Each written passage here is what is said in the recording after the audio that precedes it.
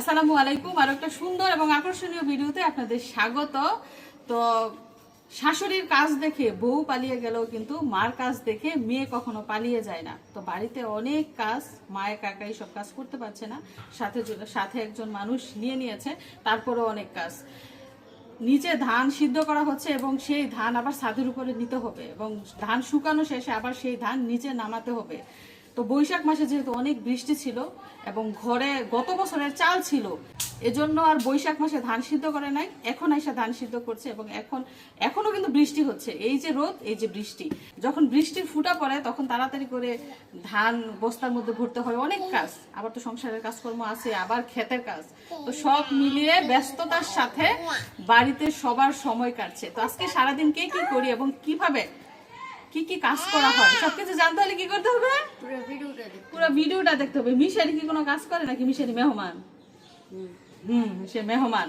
মিশারি আর মিশরাত হচ্ছে মেহমান। তো শুভ সকাল, আরও একটা সকাল শুরু হয়ে গেছে এবং কর্মময় জীবন আবারও শুরু হয়ে গেছে। আজকে কিন্তু অন্যান্য দিনের চেয়ে কাজের চাপ অনেকটাই বেশি, কারণ আজকে কি করা হচ্ছে চলুন দেখি। দেখেন এদিক দিয়ে বড় চুলার দুই চুলায় দুই হাঁড়ি, বড় বড় হাঁড়িতে রয়েছে ধান, মানে ধান সিদ্ধ করা হচ্ছে আজকেও। সকাল সকাল ধান বসিয়ে দেওয়া হয়েছে। এখন আবহাওয়া কেমন সেটা নির্ভর করবে। 10টার পরে বলা যাইব যে বৃষ্টি হইব কি হইব না।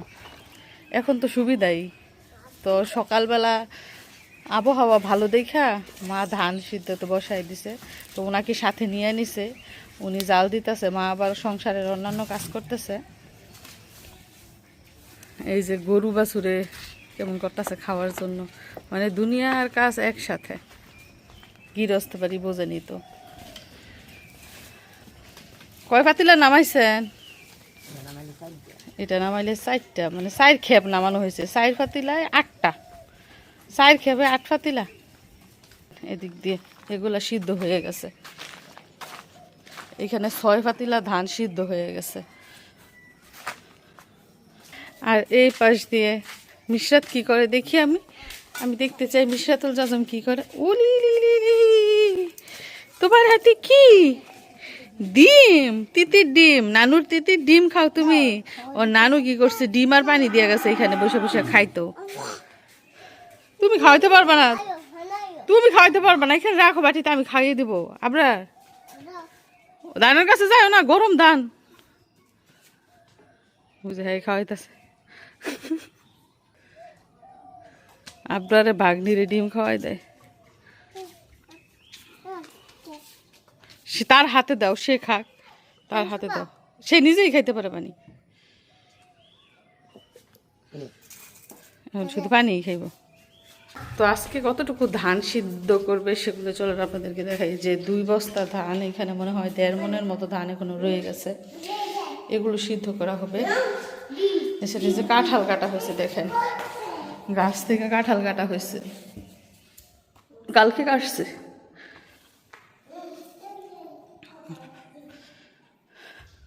এগুলো সব সিদ্ধ হয়ে গেছে, যে বস্তা দেখতে পাচ্ছেন এগুলো সিদ্ধ হয়ে গেছে। আর এই 2 বস্তা রয়েছে, আর এই যে দিক দিয়ে রয়েছে। তারপরে এই যে এদিক দিয়েও রয়েছে ধান সিদ্ধ করার বাকি, কাঁচা ধান, মানে 1 রোদ দিয়ে শুকায়া তারপরে বস্তার ভিতর ভরে রাখছে। এবং এদিকটায় দেখেন শীতকালে যে রস বাঁধা হয়েছিল, সেই রসের ঘটি নাই, কিন্তু এখনো বস্তা রয়ে গেছে।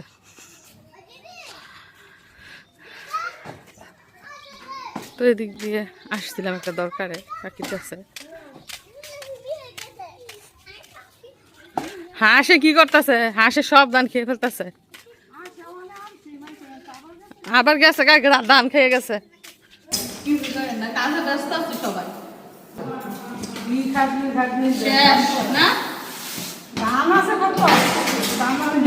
শেষ নাই।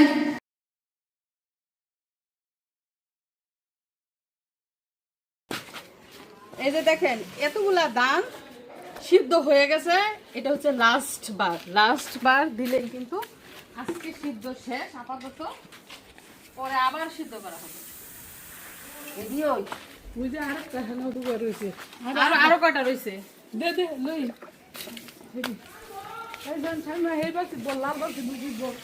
তো আজকে এতটুকু সিদ্ধ করা হবে, আবার সিদ্ধ করা হবে এগুলো শুকানোর পর। যেহেতু বৃষ্টি নামে আবার রোদ ওঠে, এগুলা উঠানো নামানোই কিন্তু অনেক কষ্ট হয়ে যায়, এই জন্য এগুলো শুকানো শেষে তারপর আবারও ধান সিদ্ধ করা হবে। আর এটাই শেষ। চুলার জাল কি বুঝাইতেছেন? আইরে তাপ বুঝালি তো, যেমন যেমন রোদ তেমন গরম, আবার হচ্ছে যে চুলার তাপ, মানে এখানে বৈশাখ সিদ্ধ করলে শরীর শুদ্ধ সিদ্ধ হয়ে যাবে।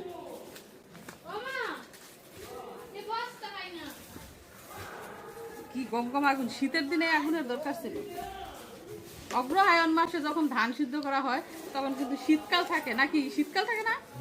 তখন শীতকাল থাকে, তখন সিদ্ধ করলে আরাম।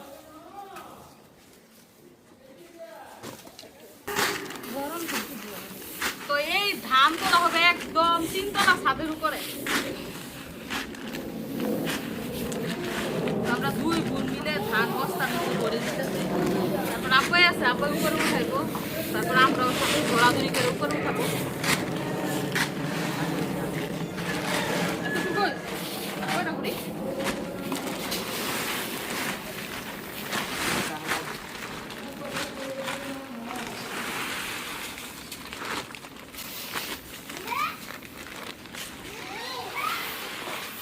গৃহস্থের মেয়ে সব কাজটা কোনো কাজ ওঠে না, বুঝছেন?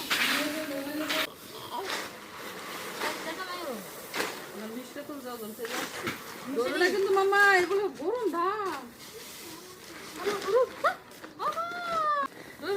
সবাই তোর ভাই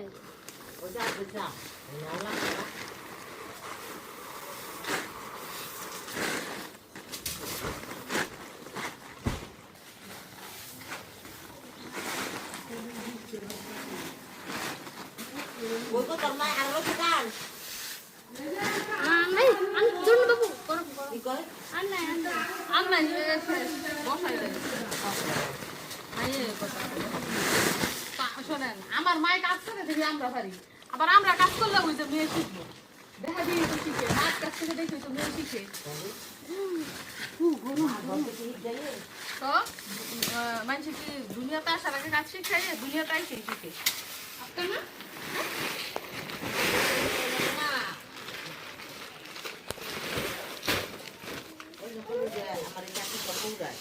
আমার মা করতো আমার বিয়ার আগে করছিল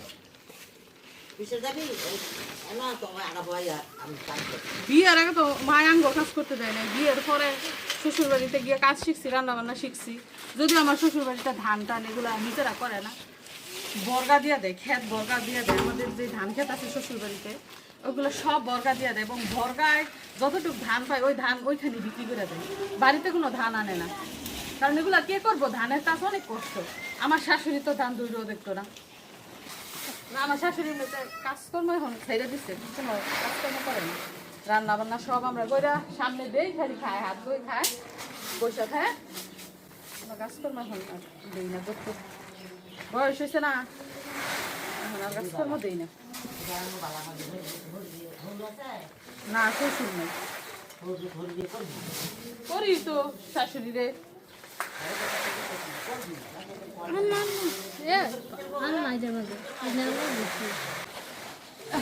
এখানে তো মনটা অনেক ভালো, অনেক বড় মনের মানুষ আমার শাশুড়ি।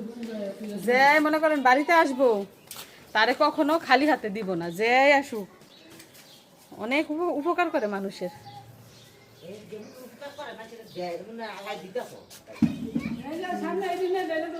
যাই হোক, এই যে বস্তাগুলো ধরাধরি করে 3 তলায় নিব, তো মানে ঘেমে গেছি।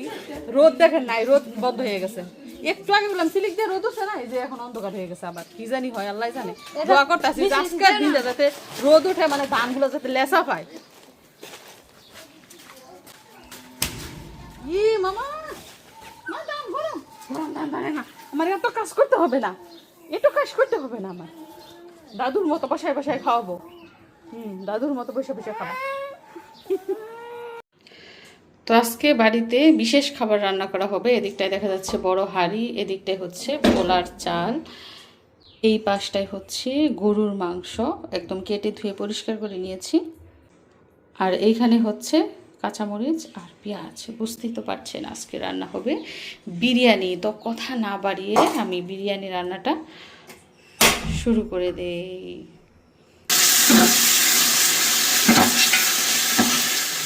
তো এই পাশ দিয়ে বিরিয়ানি রান্নার মশলা কষিয়ে নিয়েছি। মশলা বলতে অর্ধেক মশলা দেওয়া হয়েছে, আরও অর্ধেক মশলা দেওয়া বাকি রয়েছে।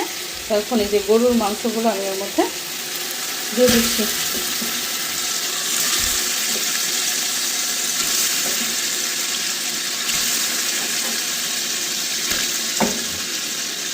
আমার মুরগির মাংসের বিরিয়ানি খেতে অনেক মজা লাগে গরুর মাংস থেকে, কিন্তু আমার আব্বা গরুর মাংসের বিরিয়ানিটা বেশি পছন্দ করেন। এই জন্য আজকে গরুর মাংসের বিরিয়ানি রান্না করা হচ্ছে। আর আব্বা বলেছেন আমি যাতে রান্না করি, এই জন্য আজকে মা ভাত রান্না করেছেন এবং অন্যান্য সবজির তরকারি রান্না করেছেন, আর আমাকে দিয়েছে বিরিয়ানি রান্না করতে। তো যেদিন বিরিয়ানি রান্না করা হয় সেদিন কিন্তু ভাতও রান্না করা হয়, কারণ রাতে আবার অনেকে বিরিয়ানিটা খায় না, শুধু একবার খায়। তবে আমি 2বার 3বার 4বারও কিন্তু বিরিয়ানি খেতে পারবো, আমার বিরিয়ানি খুবই পছন্দ। তো গরুর মাংস যেহেতু সিদ্ধ হতে সময় লাগবে, তো চুলার আঁচ মিডিয়াম রেখে এখন এই ঢাকনা দিয়ে ঢেকে দিচ্ছি।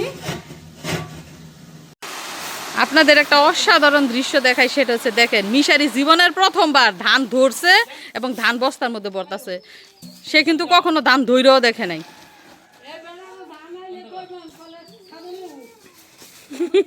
ও বাবা, শুধু ধান বললে তো হইব না, ধান নিয়ে একদম উপরে তুলতে হইব। এটা পারবা? ওইটা পারবো না। এখন দেখা দেখি দেখতেছে যে আমি ওর আন্টি ভরতাছি, এই জন্য ও বলবো আউশ করতেছে। এটা বড় থাকে আরো বলতাম আরো বড় হাউসফুল কর, হাউসফুল করতাম। এগুলো না বলে নিতে পারবেন না, বেশি ওজন হয়ে যাবে।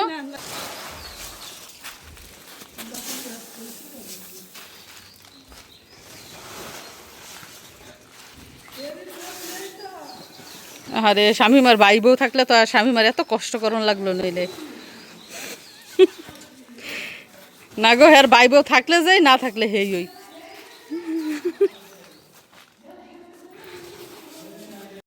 এই টুনটুনি বুড়ি, এই বুড়ি তুমি কি করো? আমাদের কাজের মানুষের অভাব নেই। এই যে ধান সুন্দর করে সেও দেখেন উঠাইতেছে, দেখা দেখি।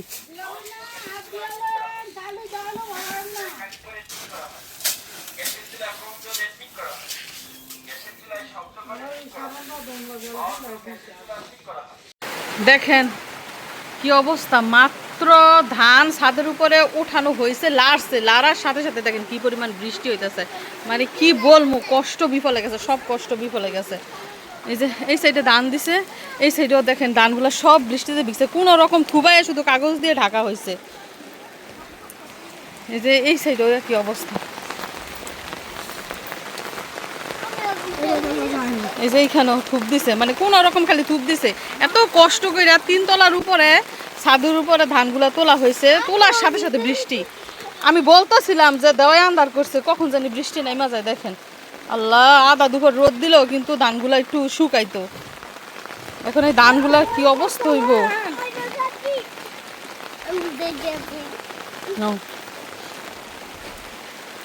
আল্লাহ গো আল্লাহ, এরকম কইলে কেমনে মানুষে ধানের কাজ করে? বৈশাখ মাসে ধান সিদ্ধ করেন, বৃষ্টির জ্বালায় এখনো সেই একই অবস্থা। এদিকটায় দেখেন বিরিয়ানি দিয়ে খাওয়ার জন্য রয়েছে বোম্বাই মরিচ।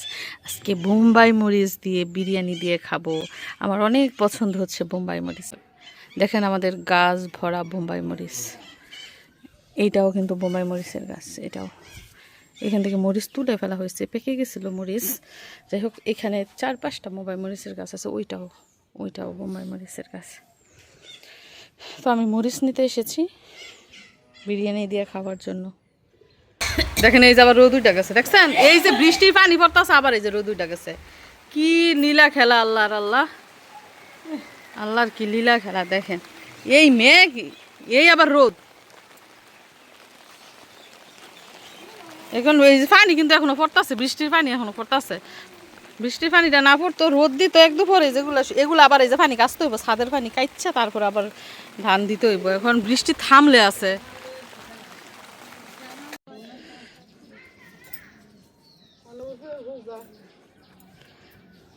তো এই যে দেখেন ছাদ এখনো ভিজা, বৈশা রয়েছি, ছাদ শুকাইব, তারপর এগুলা মেলে দিতে হইব। আর আপনারে গরু বান্ধা করে রাখছে। দেখেন সিদ্ধ ধান সিদ্ধ শেষ হয়েছে, বৃষ্টিও নামছে, ভালো তো আরও ধান সিদ্ধ করে নাই, না হলে কি উপায় হইতো। এগুলো এখনো থুপ থুপ অবস্থায় আছে, রোদ উঠুক ভালো করে, ছাদ শুকাক ভালো করে, তারপরে এগুলা মেলে দিতে হইব। তো এখন গরুর মাংসের মধ্যে আমি মশলা দিয়ে দিচ্ছি, বিরিয়ানির মশলা। রান্নার শেষ পর্যায়ে আবার একটু মশলা দিয়ে দিব যাতে করে গ্রানটা সুন্দর হয়। তো বিরিয়ানি রান্না করলে আমি মাংসের মধ্যে সস দিই, বাড়িতে সস নাই, এজন্য টমেটো দিয়েছি, তাও কালার হয় নাই ঠিক মতো। যাই হোক, ন্যাচারাল জিনিস দিয়ে আজকের বিরিয়ানি রান্না করছি, আশা করি মজাই হবে খেতে। তো এখন এর মধ্যে আমি পোলার চাল দিয়ে দিয়েছি, কারণ মাংস সুন্দর করে সিদ্ধ হয়ে গেছে এবং কষানো শেষ। তো 2.5 কেজি গরুর মাংসের মধ্যে 1.5 কেজি পোলার চাল দিয়ে আজকের বিরিয়ানিটা রান্না হচ্ছে, এবং ঘরের সবাই তো খাবোই, সাথে আমার চাচার ফ্যামিলির ওরাও খাবে, আনিশা তারা সবাইকে বলা হয়েছে। এখন এর মধ্যে দিয়ে দিচ্ছি পানি। দেখেন তো পানির পরিমাণটা ঠিক আছে কিনা।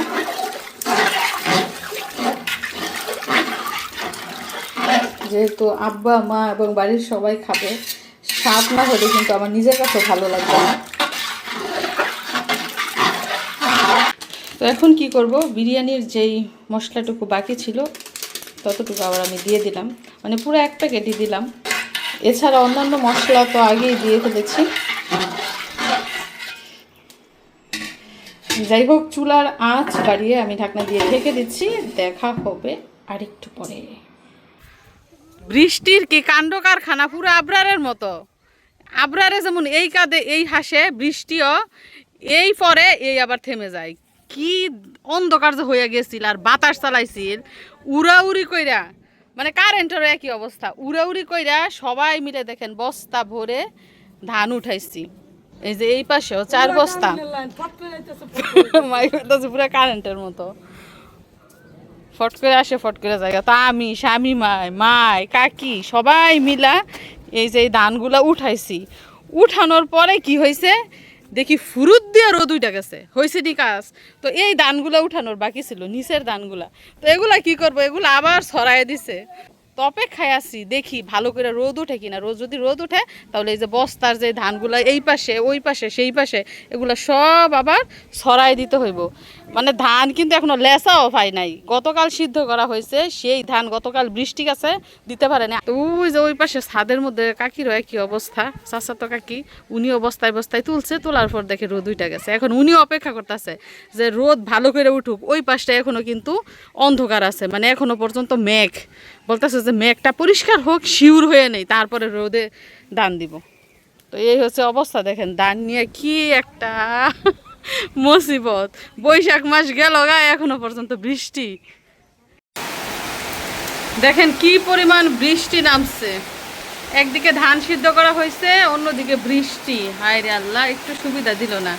কি উড়াউড়ি যে লাগছে আল্লাহ, একবার ভিজছে, ভিজার পর রোদ উঠছে, তারপর আবার মেলে দিছি, আবারও বৃষ্টি, তারপর আবার উড়াউড়ি করে সব তোলা হয়েছে। আল্লাহ রে আল্লাহ, এরকম বলে করে বৃষ্টি নামার আর টাইম নেই। রাতে নামতো, দিনে রোদ দিত, সবার কি অবস্থা। তাদের ছাদের উপরেও ধান, তারা উড়াউড়ি করে তুলছে।